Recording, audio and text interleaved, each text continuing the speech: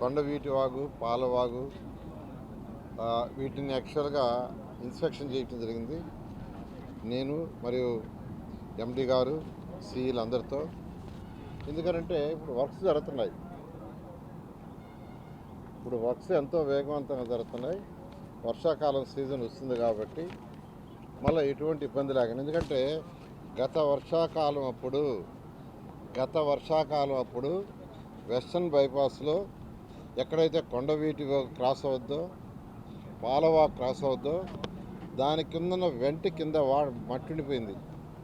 అంటే పని జరుగుతూ ఉండింది కాబట్టి ఆ మట్టి క్లియర్ చేయలే. అందువల్ల వాటర్ వెనక్కి దన్ని ఆగిపోయింది. వెంటనే మాకు తెలిసిన తర్వాత ఆ యొక్క రోడ్డుని కట్ చేసి వాటర్ని డైవర్ట్ చేసాం. అయితే ఈసారి ఆ ఇబ్బంది రాకూడదని ముందే అధికారులకు చెప్పడం, అదేవిధంగా ఎండి గారు కూడా ఇన్స్పెక్షన్ చేసి ఆ యొక్క వెంట్స్ కింద మట్టి లేకుండా చూడటానికి యాక్చువల్గా ఇన్స్ట్రక్షన్ ఇచ్చారు. అయితే ఇక్కడ అందరూ గమనించాల్సింది ఏంటంటే, ఈరోజు తీసుకుంటే పాలవాగు కింద మొత్తం 30 బ్రిడ్జెస్ వస్తున్నాయి. పాలవాగు మీద 30 బ్రిడ్జెస్ వస్తున్నాయి. ట్రంక్ రోడ్లు అయితే 21 బ్రిడ్జెస్ వస్తున్నాయి. లేఅవుట్స్కి సంబంధించి వాటి మీద అయితే 9 బ్రిడ్జెస్ వస్తున్నాయి. అదేవిధంగా కొండవీటి వాగు తీసుకుంటే కొండవీటి వాగులో ట్రంక్ రోడ్స్ మీద 22 బ్రిడ్జిలు, ఆ లేఅవుట్స్ వచ్చే దగ్గర 10 బ్రిడ్జిలు, అదేవిధంగా గ్రావిటీ కెనాల్ మీద 7 బ్రిడ్జిలు వస్తున్నాయి. మొత్తం 69 బ్రిడ్జిలు కడుతున్నారు. ఇది వెస్ట్రన్ బైపాస్ మీద కట్టే 2 కాకుండా 69 బ్రిడ్జిల దగ్గర వర్క్ జరుగుతుంది. ఎక్కడైతే బ్రిడ్జి వర్క్ జరుగుతుందో అక్కడ జనరల్గా మట్టితో బ్లాక్ అవుద్ది. బ్లాక్ అయినప్పుడు వాటర్ వెనకపోతుంది. అందుకని అధికారులకి ఇన్స్ట్రక్షన్స్ ఇచ్చాను. ఈ 29 దగ్గరలో వాటర్ బ్లాక్ కాకుండా మట్టి అన్నా దించండి, లేదు వర్క్ జరుగుతుంటే డైవర్షన్ అన్నా చేయమని, లేదంటే కెనాల్ డైవర్ట్ చేయటం. ఆ వర్క్ యాక్చువల్గా మొదలుపెట్టారు. ఆ విధంగా దాని మీద వాళ్ళు ఇన్స్పెక్షన్ చేశాను. దాని మీద యాక్చువల్గా వెస్టర్న్ బైపాస్ మీద అయితే 2 దగ్గరలో యాక్చువల్గా చాలా వేగవంతంగా జరుగుతుంది. ఆ వర్క్ 10 రోజుల్లో ఆ వెంట్స్ వెస్టర్న్ బైపాస్ కింద ఉన్న కొండవీటి వాగు, పాలవాగు వెంట్స్ ఏదైతే ఉందో ఆ బ్లాక్స్ని 10 రోజుల్లో పూర్తి చేస్తామని యాక్చువల్గా ఎండి గారు ఆ కన్సర్న్ ఏజెన్సీ చెప్పడం జరిగింది. అది ఎంతో వేగంగా జరుగుతుంది. అదేవిధంగా ఇప్పుడు నీరుకొండ, పెనుబాక, శేఖమూరు 3 రిజర్వాయర్స్ ఇచ్చారు. అమరావతి క్యాపిటల్ సిటీని ఎంతో సేఫ్గా ఉంచడానికి ఆ రోజు గౌరవనీయ ముఖ్యమంత్రి గారు ప్రపంచంలో ఎవరైతే దీన్ని ఎక్సలెంట్గా డిజైన్ చేస్తారో వాళ్ళతో స్టడీ చేయమంటే నెదర్లాండ్స్ వాళ్ళని కన్సల్ట్ చేసాం. నెదర్లాండ్స్ ఎందుకు కన్సల్ట్ చేసామంటే వాళ్ళ సీ లెవెల్ కంటే వాళ్ళ యొక్క గ్రౌండ్ లెవెల్ తక్కువలో ఉంటుంది, వాటర్ వేస్ ఎక్కువ, దే ఆర్ ఎక్స్పర్ట్స్. అందుకని వాళ్ళకిచ్చి వాళ్ళ దగ్గర స్టడీ చేసే ఈ కొండవీటి వాగ్ కానీ పాలవాగ్ కానీ డిజైన్ చేసాము. అదేవిధంగా అమరావతి క్యాపిటల్ సిటీలో 3 రిజర్వాయర్లు, బయట ఒక 3 రిజర్వాయర్లు ఆ రోజు డిజైన్లో ఇచ్చారు. నీరుకొండ తీసుకుంటే 0.4 టీఎంసీ వాటర్ స్టోర్ చేయొచ్చు. అదేవిధంగా పెనుబాకలో 0.1, శాఖమూరు దాంట్లో 0.04, ఈ మూడిట్లోనే 0.54 టీఎంసీ వాటర్ స్టోర్ చేయొచ్చు. అంతేకాకుండా కెనాల్ తీసుకుంటే కెనాల్ కూడా ఈరోజు 11 ఎంఎస్ఎల్ ఎక్కడైతే వచ్చి రివర్లో కలుస్తుందో ఆ ఏరియా అంతా 11 ఎంఎస్ఎల్ ఉంటుంది ఈ బెడ్ లెవెల్. ఆ విధంగా చాలా చక్కగా డిజైన్ చేశారు. ఏది ఏమైనా పనులు జరుగుతున్నాయి. పనులు జరిగేటప్పుడు కొన్ని అబ్స్ట్రక్షన్స్ ఉంటాయి. ఇది మరొక రెయినీ సీజన్ వరకు మాత్రమే. మ్యాక్సిమం ఏ ఇబ్బంది ఉన్నా ఈ వచ్చే రెయినీ సీజన్, ఈ యొక్క జూను, జూలై, ఆగస్ట్, సెప్టెంబర్ ఈ 3-4 నెలలు మాత్రం ఎటువంటి ఇబ్బంది. ఎందుకు సార్ 3-4 నెలల తర్వాత అంటే ఆ తర్వాత వర్క్స్ అన్నీ అయిపోతాయి, బ్రిడ్జెస్ అన్నీ అయిపోతాయి. బ్రిడ్జెస్ కన్స్ట్రక్షన్ అయిపోయి బ్రిడ్జెస్ కింద ఉన్న మట్టిని తీసేస్తే ఆ తర్వాత వాటర్ ఫ్రీ ఫ్లో ఉంటుంది. ఇంకొక విషయం చెప్తున్నాను, ఆ రోజు నెదర్లాండ్స్ వాళ్ళు డిజైన్ చేసిన రోజు చెప్పింది ఏంటంటే, సార్ ఏదైతే కొండవీటి వాగు, పాలవాగు, గ్రావిటీ కెనాలు, రిజర్వాయర్లు ఇచ్చాం. మీకు వచ్చే వాటర్ అంతా దాంట్లో స్టోర్ అయినా సరిపోతుంది, బయటకు పంపింగ్ కూడా అవసరం లేదన్నారు. అంత క్వాంటిటీకి ఇచ్చారు. గత 200 సంవత్సరాల చరిత్ర తీసుకొని హిస్టరీ వచ్చిన వాటర్ ఈ తవ్వే గ్రావిటీ కెనాల్ వెడల్పు కానీ డెప్త్ కానీ, కొండవీటి వాగు వెడల్పు కానీ డెప్త్ కానీ, పాలవాగు వెడల్పు కానీ డెప్త్ కానీ దాంట్లో స్టోర్ అయినా సరిపోతుంది. ఒకవేళ ఇంకా ఎక్కువ వచ్చినా పంపింగ్కి 24,000 క్యూసెక్లు బయటకు వెదటి ఇచ్చారు. అంత ఎంతో జాగ్రత్తగా దీన్ని డిజైన్ చేసాం. ప్రపంచంలో బెస్ట్ ప్రాక్టీస్ ఉన్నది కాబట్టి దీని మీద ఎవరు కూడా వరి అవసరం లేదు. గతంలో అంటే గత సంవత్సరం అంటే వెస్టర్న్ బైపాస్ కడుతూ ఎక్కడైతే క్రాస్ అవుద్దో పూర్తిగా బూడిపోయింది. నేనే వచ్చి యాక్చువల్గా నాకు తెలిసిన తర్వాత ఆ రోడ్డును కట్ చేస్తే 24 అవర్స్లో వాటర్ మొత్తం వెళ్ళిపోయింది. అటువంటి పరిస్థితి రాకుండా ఈసారి అధికారులు జాగ్రత్తలు తీసుకుంటున్నారు. అదేవిధంగా ఈరోజు ఒకసారి రైతుల ప్లాట్లు తీసుకుంటే మొత్తం ఇంతవరకు ఇచ్చింది 35,057 ఎకరాలు. ఇది ఈ యొక్క 217 చదరపు కిలోమీటర్లు ల్యాండ్ పుల్లింగ్లో. దానికి గాను 34,563 మందికి ప్లాట్లు కేటాయించాం.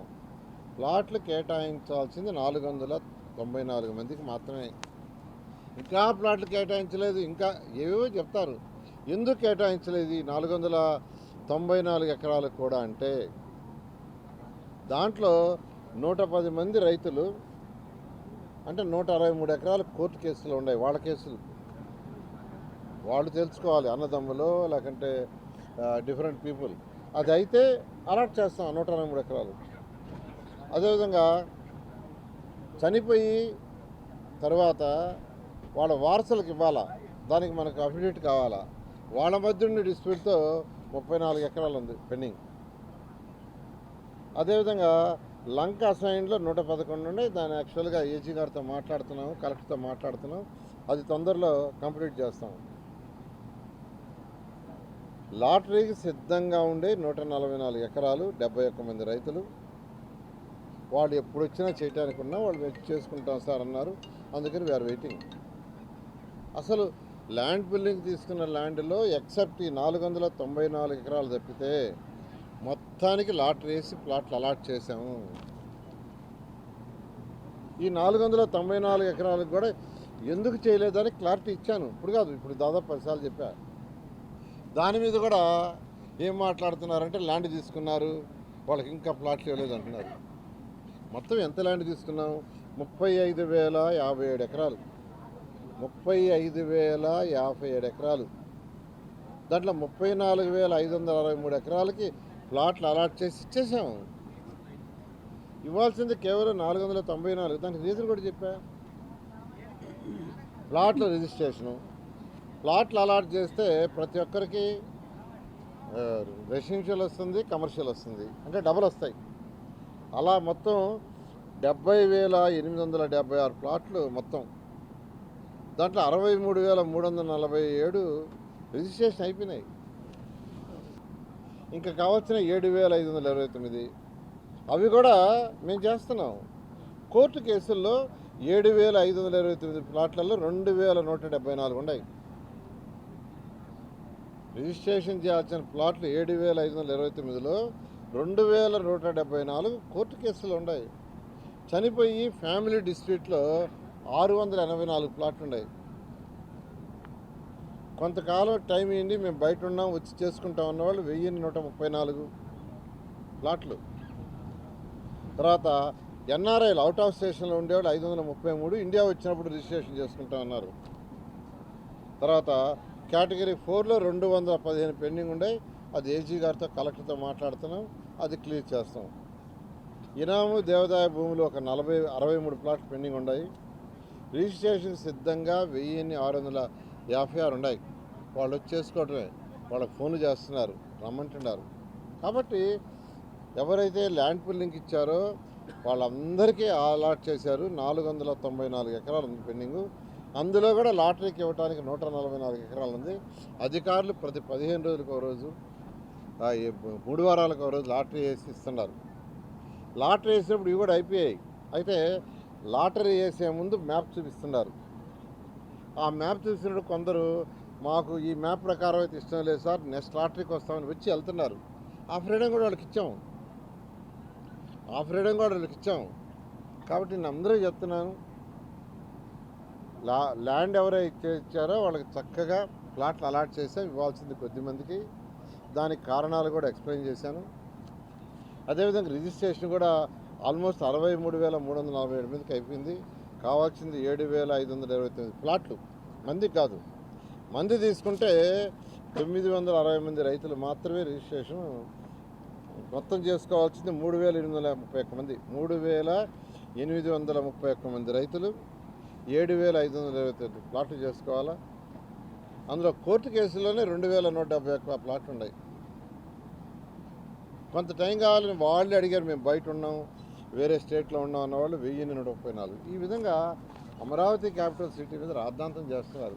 జగన్మోహన్ రెడ్డి గారు అయితే కొంతమంది రైతులు కలిశారు. ఇప్పుడు ల్యాండ్ పుల్లింగ్కి 2014-19 చేసామండి. అప్పటి నుంచి ల్యాండ్ పుల్లింగ్కే రమ్మంటున్నాం. మేము ల్యాండ్ అక్విజిషన్ కాదు, ల్యాండ్ పుల్లింగ్కే ప్రభుత్వం ఇంట్రెస్ట్ చూపిస్తుంది. ల్యాండ్ అక్విజిషన్ అయితే రైతులు ఇబ్బంది పడతారని. కానీ ఈరోజు ట్రంక్ రోడ్స్, లేఅవుట్స్ అన్నీ అయిపోయే స్థితిలో ఇంకా కూడా ముందుకు బాగుండా ఉంటే ఆ కట్టిని వేస్ట్ అయిపోద్ది. సీడాక్స్ రోడ్ అయిపోతుంది. బ్రిడ్జి వాళ్ళు ఈ నెలాఖరికి ఇచ్చేస్తున్నారు. స్టీల్ బ్రిడ్జ్ ఇచ్చేసిన తర్వాత ఆ బ్యాలెన్స్ ఏదైతే ఇంకా 2.75 ఎకరాలు రావాలి. ఆ 2.75 ఎకరాలకి ల్యాండ్ అక్విజిషన్ బాగుంటే అది కట్టి కూడా వేస్ట్ అవుతుంది. ఈరోజు కూడా ఆ రైతుల్ని ల్యాండ్ పుల్లింగ్కి రమ్మని రిక్వెస్ట్ చేస్తున్నాం. ఈరోజు కూడా మేము ల్యాండ్ పుల్లింగ్కి రండి అని. దాని మీద కూడా నిన్న జగన్మోహన్ రెడ్డి గారు ఏం మాట్లాడతారో ఆయన మాట్లాడతారు. 30 ఏళ్ళైనా అమరావతి కాదంట. వచ్చి లోపల తిరిగితే కదా ఏసీ రూములు అంటే తెలుస్తుంది. లోపల తిరిగితే తెలుస్తుంది. ట్రంక్ రోడ్లు ఏమాత్రం వచ్చినాయి 360 కిలోమీటర్లు. లేఅవుట్స్ 1,500 కిలోమీటర్స్ ఏమాత్రం అయిపోయినాయి. బిల్డింగ్లు, అధికార బిల్డింగ్ లోపల పోయి చూడాలా.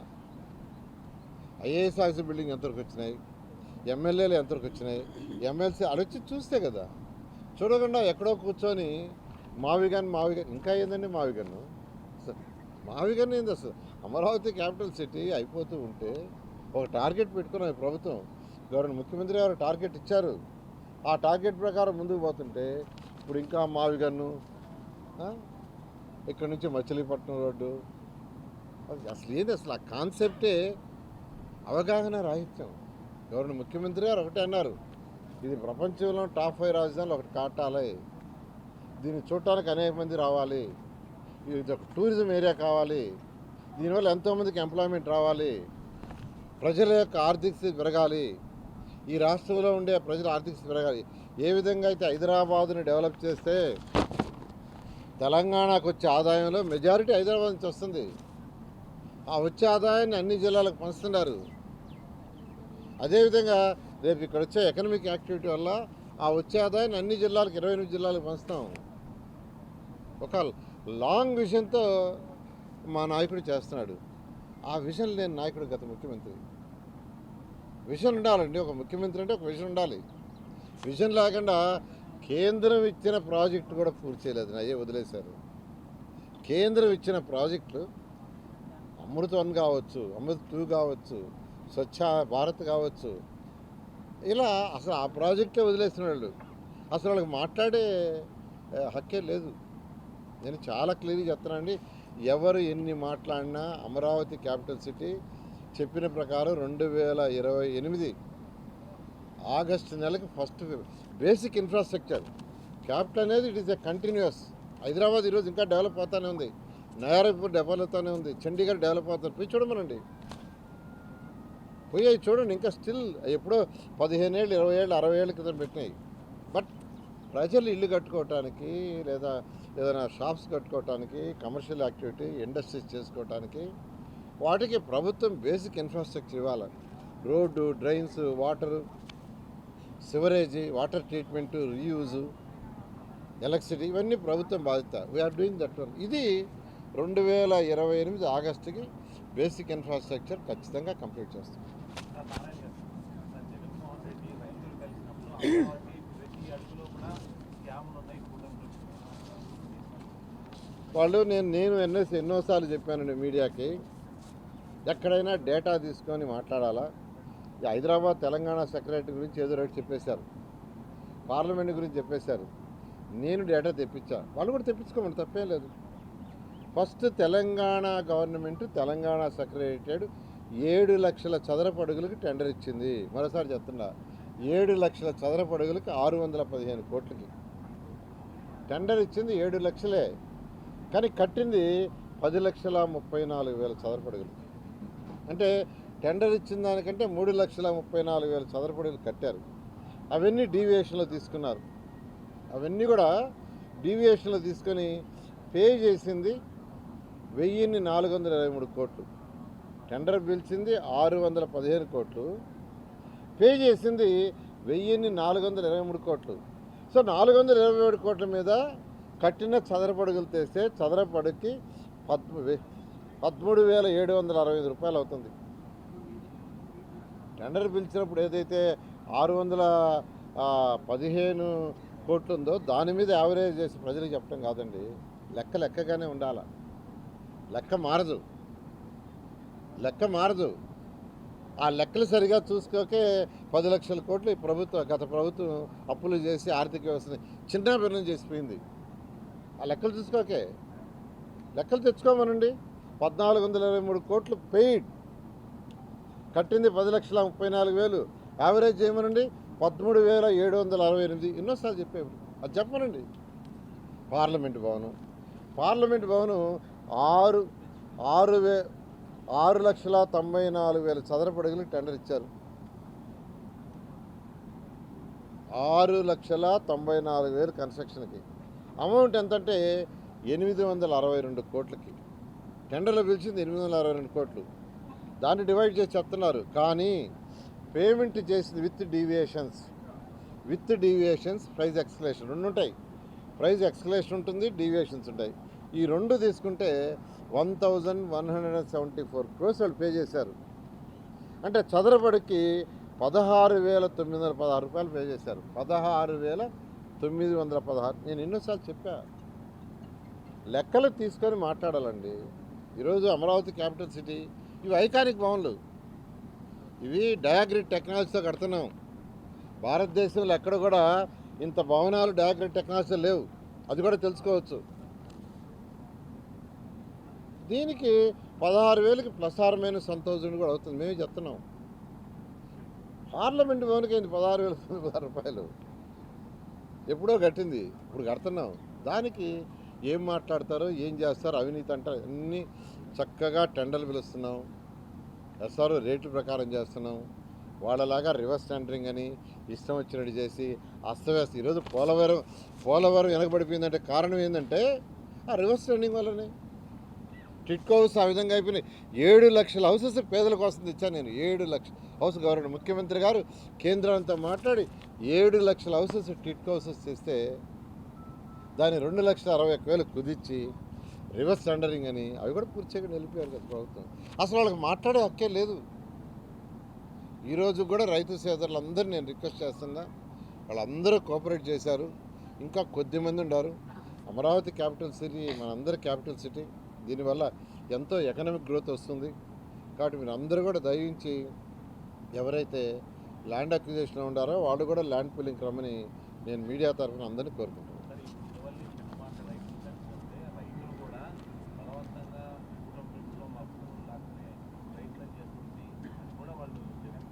అదేనండి ఇప్పుడు చెప్పేది. నేను క్లియర్గా దాదాపు 2015 జనవరి 1 రోజు ల్యాండ్ ఫిల్లింగ్ నోటిఫికేషన్ ఇచ్చా. డేట్ కూడా చెప్తున్నాను, 2015 జనవరి 1.